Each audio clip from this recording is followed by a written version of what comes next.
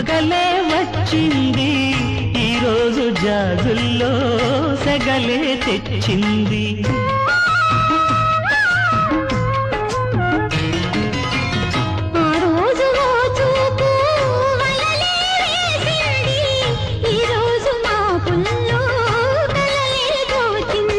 కన్నులే వెందెలాయే వందెలే వెందలాయే